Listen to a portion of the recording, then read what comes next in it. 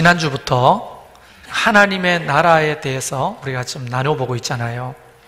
왜냐하면 우리는 지금 하나님 나라의 백성이니까. 이거 하우링이 너무 심한데 조금 낮춰주세요. 대한민국 국민으로 살지만 동시에 하나님 나라의 백성입니다. 여러분 그거 믿으시죠? 네. 여러분 한 분 한 분은 다 하나님의 통치와 다스림 가운데 있는 하나님 나라에 사는 백성이다 하는 것들을 인식하고 사는 게 믿음 생활입니다. 내가 하나님 나라의 백성인지 인식하지 못하고 살면 믿음 생활을 하는 게 아닙니다, 사실은. 주님의 통치와 주님의 섭리를 믿고 살아가는 것, 그게 믿음 생활이죠. 기도 잘하고 봉사 잘하고 찬송을 잘하고 이게 믿음 생활이 아니고, 엄밀하게 따지면 하나님의 통치, 하나님의 다스림 가운데 내가 살고 있구나 라고 하는 것을 믿고 살아가는 게 믿음 생활인 거죠. 그런 의미에서 여러분 자신에게 한번 질문해 보시겠습니까? 여러분은 정말 하나님의 통치와 다스림 가운데 살고 계십니까? 네, 몇 분만 아멘 하셨는데요. 강요하는 게 아니고 중요한 문제입니다. 내가 죽고 사는 문제가 그 죽음이 왕 대신 하나님 손에 달렸음을 믿고 사는 거예요. 그게 믿음 생활입니다. 우리는 보통 종교 활동을 잘하는 사람이 참 믿음 좋은 사람이다 이렇게 인식하는데요. 종교 활동을 잘하는 것과 믿음이 좋은 것과 다를 수 있습니다. 믿음 없어도, 신앙이 없어도 종교 활동과 어떤 종교적인 어떤 일들을 잘 수행하는 사람들이 있을 수 있습니다. 여러분 우리 교회 신천지 있었잖아요. 그 사람들 믿음 생활을 한 겁니까? 종교 활동을 한 겁니까? 생각해 보세요. 종교 활동이라면 그 사람들만큼 한 사람 누가 있어요? 봉사하지요, 축복하지요, 또 헌신하지요. 하나님께서 그들과 함께하는 것처럼 보이지만 그건 다른 목적을 가지고 종교 활동을 하는 사람이잖아요. 그러니까 이걸 굉장히 중요하게 생각해야 됩니다.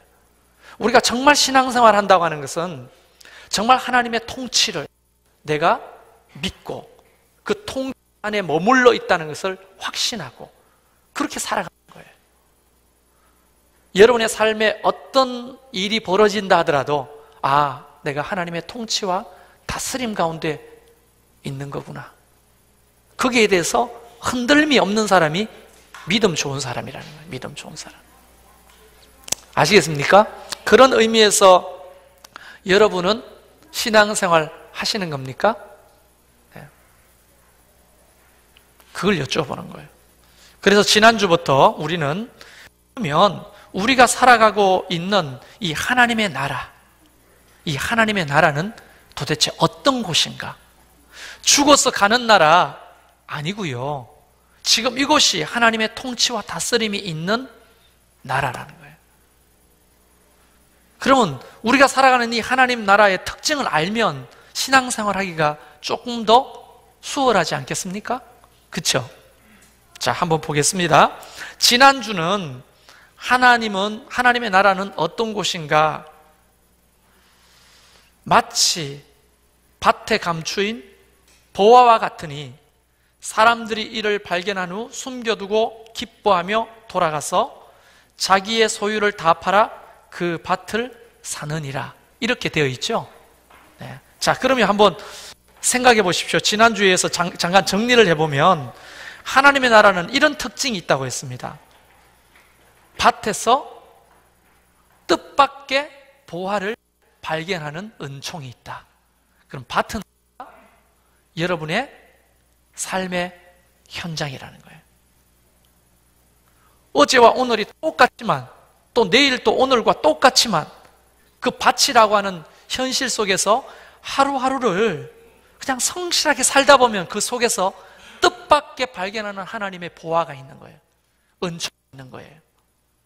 특별한 어떤 곳을 가가지고 어떤 특별한 행위를 해야만 하나님이 값진 보화를 발견하는 곳이 천국이 아니고, 진짜 하나님의 나라는 여러분이 직장생활 그 속에서 정말 다람쥐 쳇바퀴 도는 그 삶 속에서 어느 날 갑자기 깨닫게 하는 은혜가 있고, 어느 날 갑자기 얻는 은총이 있고, 어느 날 갑자기 주시는 은혜가 있는 곳이에요. 어떤 의미에서는 우리의 수고와 노력보다도 하나님이 전적으로 주시는 은혜죠. 그런 곳이 있는 곳이 바로 하나님의 나라라는 거예요. 그럼 여러분 보화를 발견하고 싶습니까? 그러면 여러분의 가정, 여러분의 직장, 학교, 우리 현실 속에서 성실하게 살다 보면 그런 뜻밖의 보화를 만나게 되는 거예요. 내 소유를 다 팔 만한 가치의 놀라운 은혜를 경험하게 되는 겁니다. 그게 하나님의 나라라는 거예요. 어떤 자격이 있어야만 보화를 발견한다 하면 우리 중에 어떤 사람이 이 보화를 발견할 수 있겠습니까? 예를 들어서 이렇게 말해볼까요? 땅이 있는 사람만 보화를 발견한다. 왜? 자기 땅이 있어야 그 땅에 묻힌 보화가 자기 거니까. 또 내지는 어떤 권세가 있는 사람만 보화를 발견하게 한다. 많이 배운 사람만 보화를 발견하게 한다 하면 도대체 이 세상에 그 천국의 보화를 발견할 수 있는 사람이 몇이나 되겠냐고요. 근데 놀랍게도 하나님의 나라는 그런 자격, 정말 가난한 소작농인데 성실하게 남의 땅이지만 일하다 보니까 전 재산을 팔아 얻을 만한 가치의 보화를 발견하게 됐다는 겁니다. 그런 은혜가 저와 여러분의 삶 속에서 발견되기를 주의 이름으로 축원합니다. 두 번째, 예수님이 이렇게 이야기를 시작합니다. 또 천국은 마치, 이걸 제 식으로 이야기하면 너 천국이 어떤 곳인지 알았지? 그러나 또 한 가지가 있어. 또 한 가지 천국은 이런 것이야 하면서 이야기가 시작되는 거예요. 이게 뭐냐? 진주장사 이야기입니다. 마치 좋은 진주를 구하는 장사와 같으니 극히 값진 진주 하나를 발견하며 가서 자기의 소유를 다 팔아 그 진주를 사느니라, 이렇게 되어 있습니다. 자, 예수님 비유입니다. 비유지만 그때 당시에 실제로 진주 장사들이 있었거든요. 요즘 진주는요, 모르겠습니다. 이런 표현이 적당할지 모르겠지만 정말 흔한 보석이죠. 진주가 내가 볼 때는 가장 흔한 보석. 요즘 뭐 목걸이에 뭐 주렁주렁 막 수백 개씩 달린 알을 목걸이하고 다니잖아요. 근데 요즘은 그게 가능한 이유가 진주 양식을 하기 때문에 그런 겁니다. 근데 2000년 전에는 진주 양식 기술이 없었기 때문에 100% 다 자연산입니다. 그렇기 때문에 굉장히 귀한 거죠. 그런데 이 진주는 주로 누가 하느냐? 돈 있다고 할 수 있는 게 아니고 진주는 주로 왕족이나 귀족들만 할 수 있었어요. 특히 왕족들이 자기의 권위를 드러내기 위해서 이 진주를 사용했습니다. 그렇기 때문에 이 진주는 금이나 은보다도 훨씬 더 값진 보물입니다. 그때 당시의 가치로 보면. 그래서 이 진주 장사는 좋은 진주 한 알만 구해도 평생 먹고 살 만한 그런 돈을 얻을 수가 있는 거예요. 그래서 진주를 구하러 다니는 거예요. 어디로 다니냐? 주로 바닷가, 그 다음에 큰 호수 주변. 이제 정확한 문헌에 기록은 안 나와 있지만 진주 장사들이 그냥 집집마다 다니면서 혹시 진주 있습니까? 혹시 진주 있습니까? 이랬다기보다도 제가 만약 진주 장사면 진주 삽니다, 진주 삽니다 하고 다녔을 것 같아요.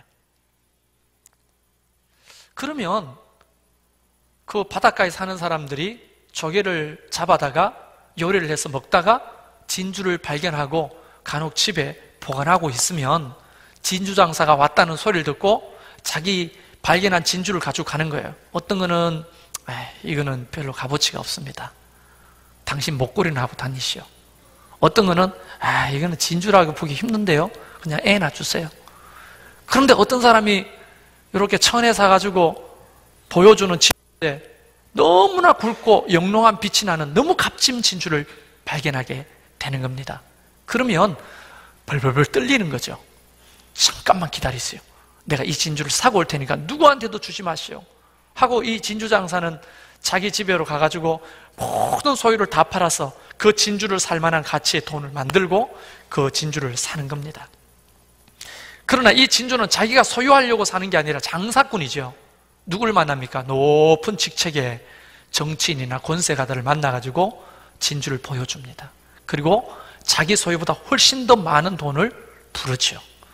그러면 그때 당시에 이 진주는 권세와 명예를 드러내는 보석이기 때문에 사람들이 많은 값을 지불하고 돈 많은 권세 있는 사람들이 이 진주를 삽니다. 주로 어떻게 사용했느냐? 자기가 사용하기보다도 그것을 진상하는 거예요. 왕에게, 더 높은 사람에게. 그거보다 좋은 뇌물이 없었다고 합니다.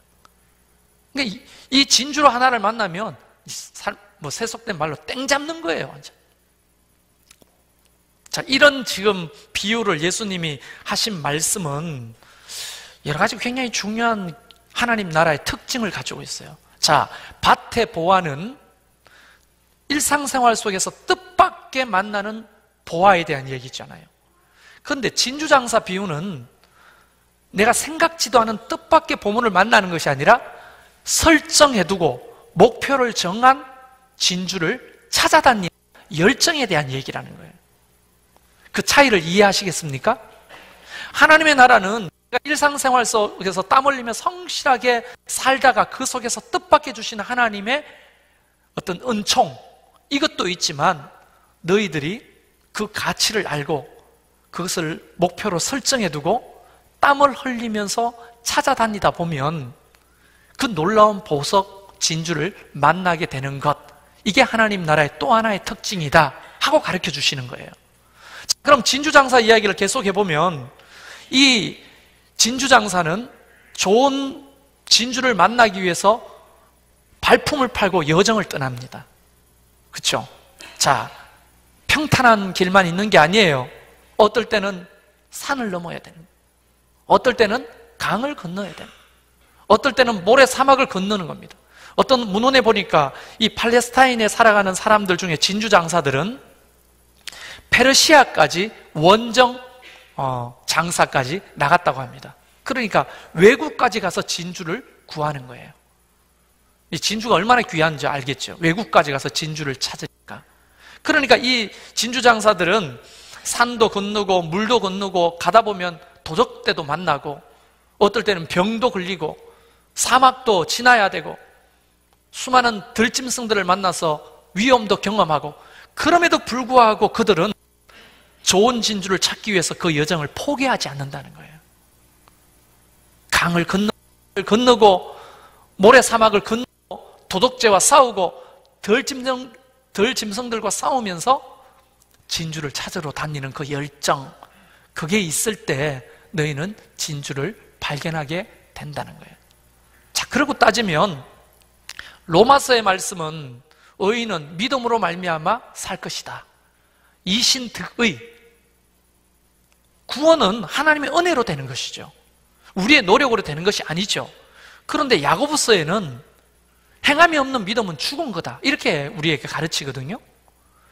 우리의 의지를 두고 목표를 설정해 두고 끊임없이 그 구도자의 삶을 살아가는 것, 그 속에서 발견하는 하나님의 은총 또한 너무나 값지고 보배로운 것이다 라고 가르치고 계시는 거예요.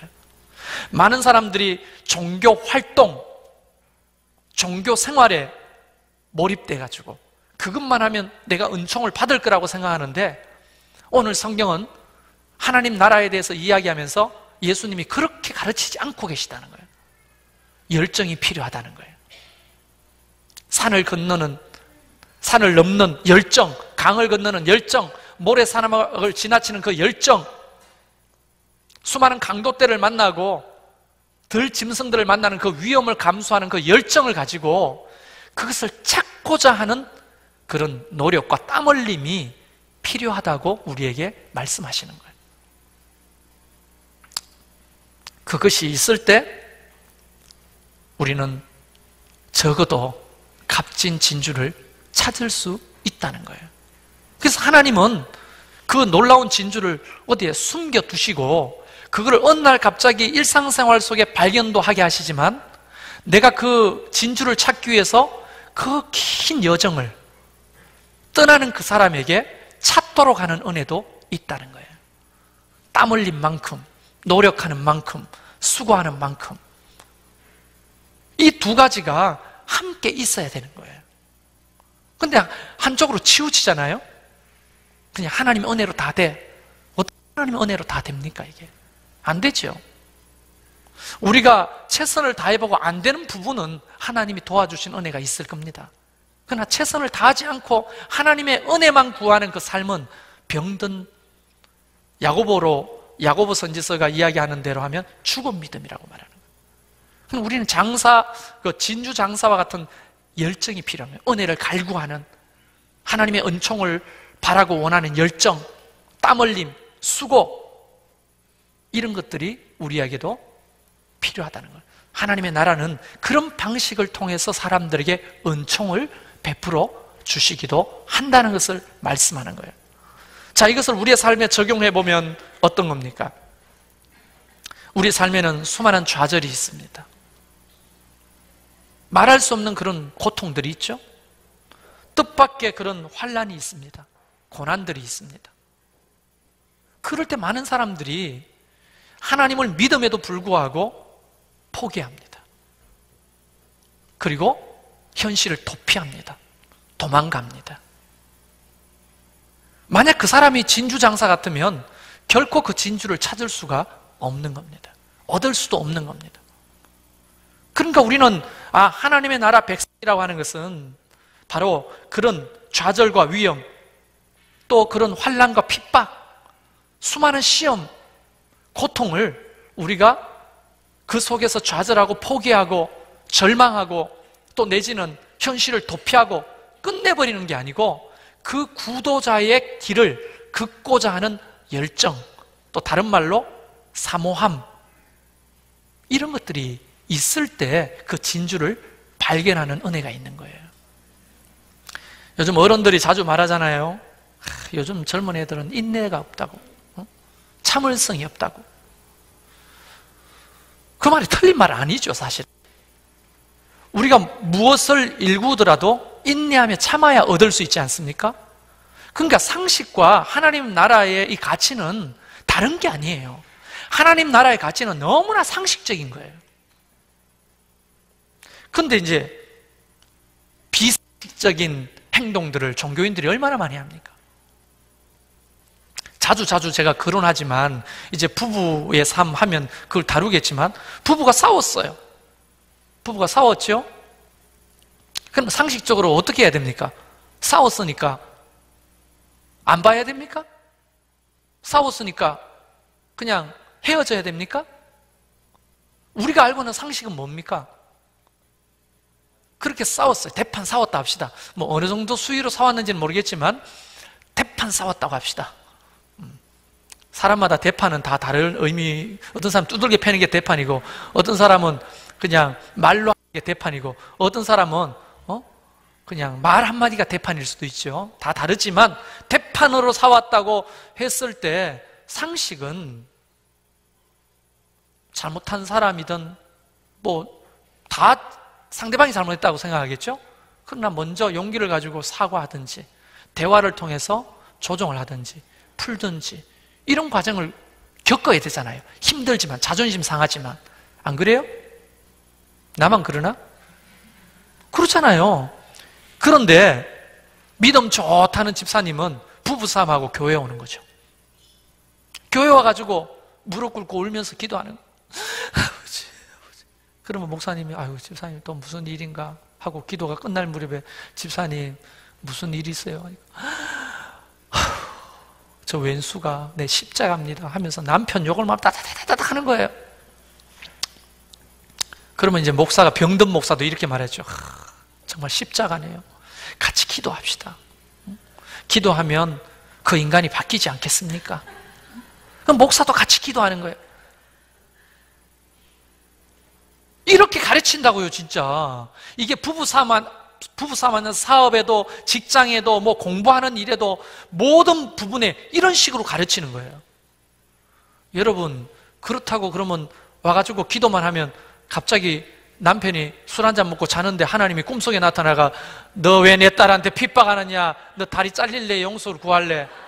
하나님이 뭐 그렇게 협박하면서 그 사람을 변화시켜 줍니까?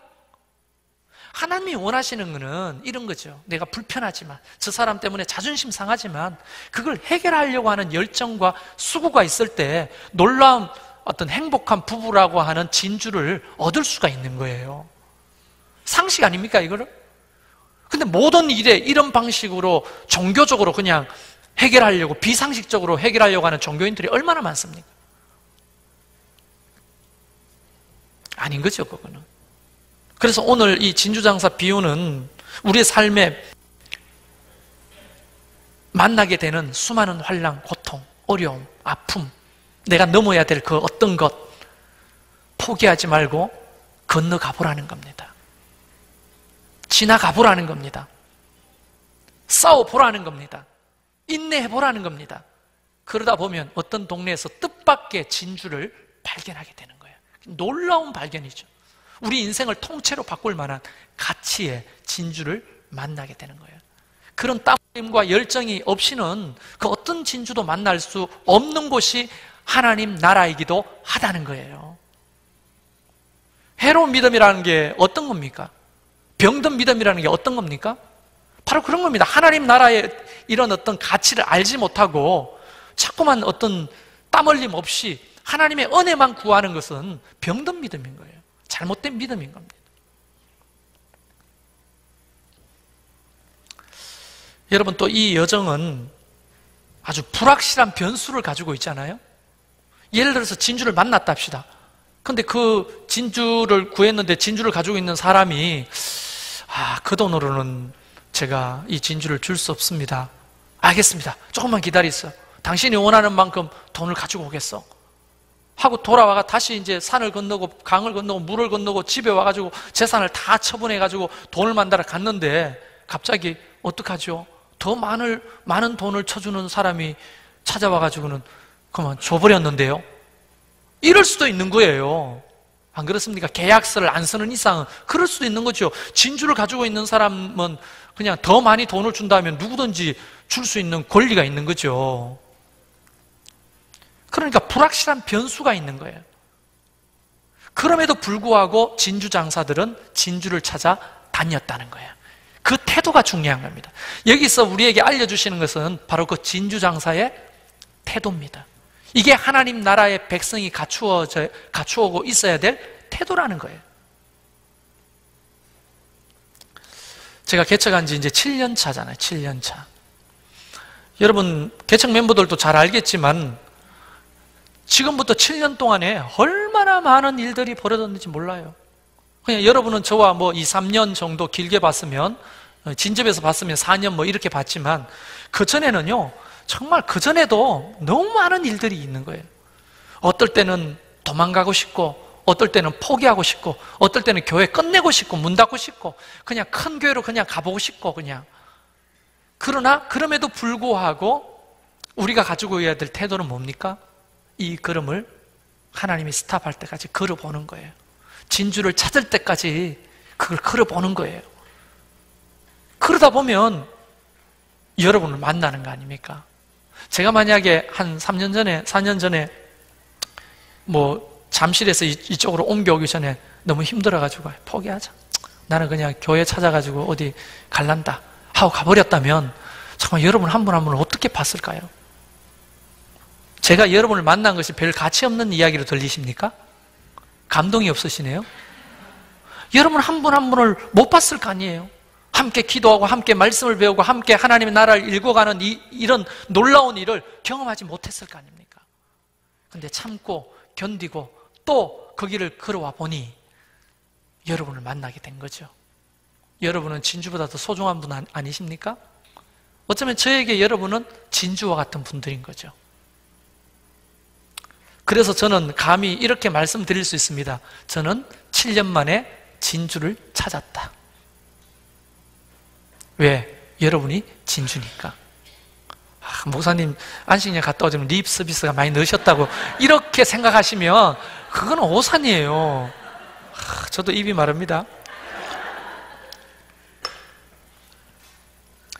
그리고 이 비유 속에서 숨어있는 교훈이 하나 또 있어요. 어떤 교훈인지 아십니까? 우리가 새벽마다 지금 야고보서를 함께 나누고 있는데요, 야고보서 1장의 주제는 우리가 시험을 당했을 때 기뻐하라는 겁니다. 시험을 당했을 때. 그리고 인내하라는 겁니다. 그러면 하나님께서 너희를 구비해서 다 부족한 것을 채워서 부족함이 없는 사람으로 세워갈 거다라고 하는 주제에 대한 얘기가 1장에 진행되거든요. 근데 그걸 한번 생각해 보면, 우리가 진주장사와 같은 태도를 가지고 하나님 나라 안에서 살다 보면 산을 건너고 바다를 건너고 모래사막을 건너고 들짐승도 만나가지고 뭐 다쳐도 보고 물려도 보고 그러면서도 끝까지 그 길을 가다 보면 진주를 만나는 게 아니고 여러분이 영롱한 빛을 내는 진주가 된다는 거예요. 그 얘기도 포함되어 있는 거예요. 하나님은 이 땅의 모든 사람들을 진주와 같이 빚어가시는데, 이 진주 장사가 가지고 있는 그 태도를 가지고 하나님의 통치와 다스림을 믿고 그 힘들고 어려운 환난을 한 발 한 발 긋다 보면 나중에 진주를 내가 발견하지 못한 게 아니고 내가 진주가 되어 있다는 것을 체험하게 되는 거예요. 야, 내가 빛을 발하는 진주가 되어 있구나. 하나님 나라의 보석이 되어 있구나. 하나님은 어쩌면 그걸 이 비유에서 더 중요하게 생각하고 계시는지도 모르는 겁니다. 자, 그러면 이걸 조금 더 심화해서 적용해보면 이런 거죠. 여러분, 산을 건너고 바다를 건너고 모래사막을 건너고 많은 환난과 핍박을 경험하면서 예수를 믿은 지가 얼마나 되셨어요? 10년? 5년?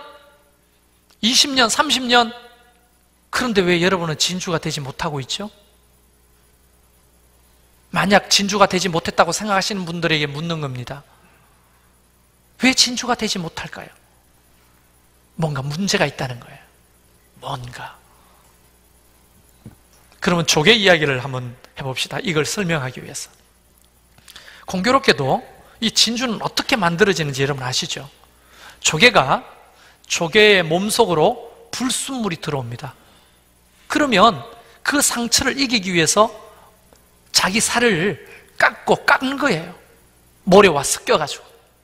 그러다 보면 그 상처가 아물고 또 덧나고 상처가 아물고 덧나고 수없이 반복하다 보면 그 상처가 뭐가 됩니까? 조개 속에서 진주가 되는 거예요. 그 고난 속에서 진주가 만들어지는 거예요. 다시 말하면 우리의 삶에 환난이 오고 힘든 어려움이 오고 또 여러분이 경험하는 그게 물질의 시험이든 관계의 시험이든 아니면 자녀의 시험이든 신앙적인 시험이든 건강의 시험이든 무슨 시험이든지 간에 그 시험은 바로 하나님이 우리를 진주로 만드시려고 하는 놀라운 섭리와 계획 가운데 있다는 것을 여러분 믿으시길 바라는 거예요. 그게 하나님 나라의 통치 방법 중에 하나라는 거예요. 그러면 여러분 분명히 그 고난과 환난을 믿음으로 받고 그걸 견디고 하나님 앞에 기도하면서 이겨나가면 우리가 진주가 되어가는데 10년, 20년, 30년 평생을 예수 믿어도 그 인격이나 신앙이 본받고 싶지를 않아.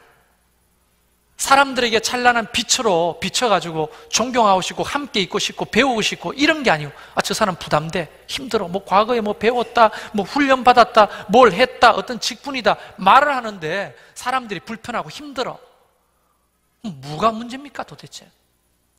그렇게 힘들고 어려운 과정을 겪으면 빛나는 진주가 돼야 되는데 도리어 막 이상한 냄새가 나는, 사람들이 함께 있고 싶지 않은 그런 사람이 되어가는 거예요. 뭔가 문제가 있는 거잖아요. 건강한 신앙생활을 못했다고 보는 거죠.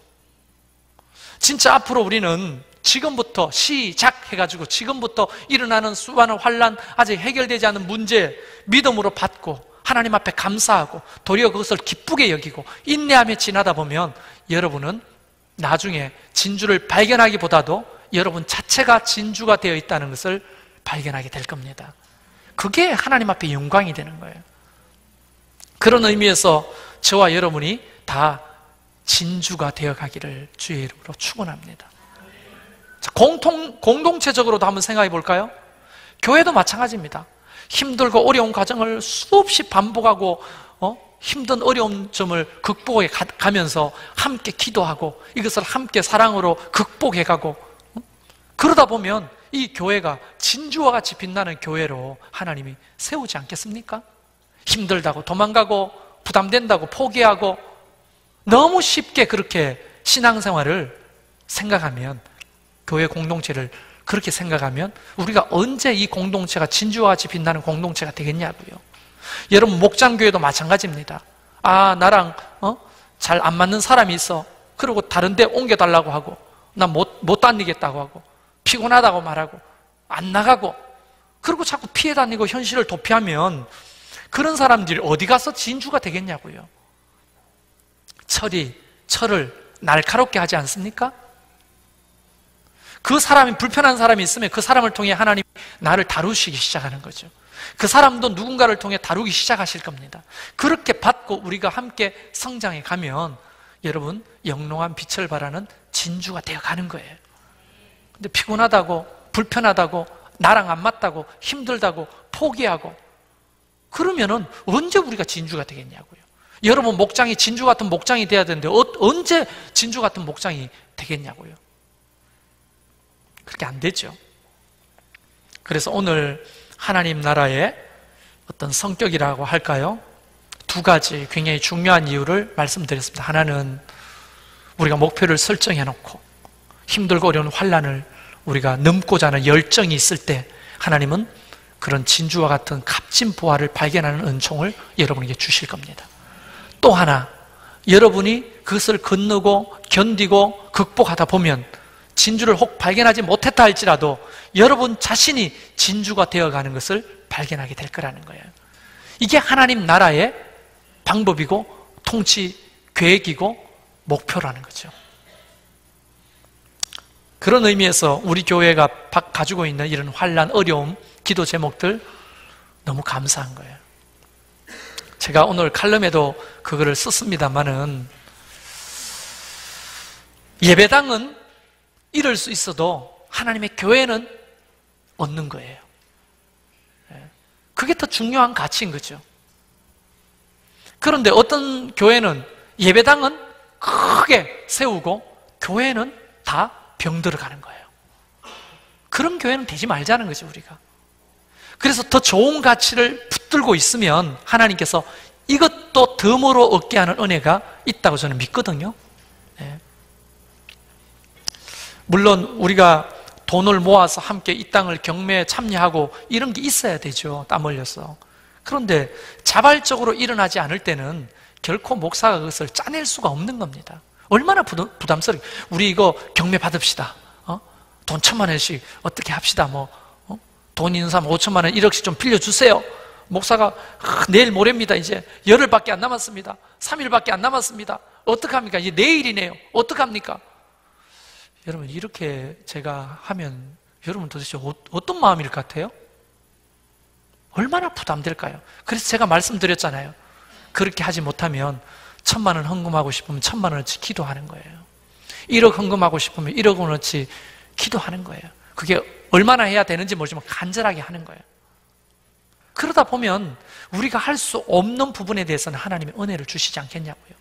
내일 오전 10시에 경매입니다. 저는 마음이 왜 이렇게 평안하죠? 내 손에 진주가 있는 것 같아요. 여러분 팔아서 이 땅을 경매를 살까요? 이 땅은 혹시 다른 주인에게 넘어간다 할지라도 여러분 한 분 한 분 교회가 세워져 가고 있으니 저는 마음이 감사하고 평안할 따름입니다. 하나님 나라의 가치관을 가지면요, 세상 별로 어렵지 않아요. 하나님 나라의 가치관을 가지면 만만합니다. 힘들고 어려운 점이. 하나님 나라의 가치관을 가지면 우리는 또 오늘도 한 발 내딛고 극복하다 보면 여러분이 진주가 되고 또는 진주 같은 하나님의 은총을 발견하게 되는 은혜가 우리에게 있는 거예요. 그래서 오늘 이 말씀의 굉장히 중요한 키워드는 인내, 극복, 열정, 이런 단어들이겠죠. 우리 모두가 그런 성품을 겸비해 갈 수 있기를 바랍니다. 이제 다음 주에는 그물에 가득한 물고기 비유를 통해서 하나님 나라의 가치를 같이 배워보도록 하겠습니다. 우리 이 시간 잠깐 기도할까요?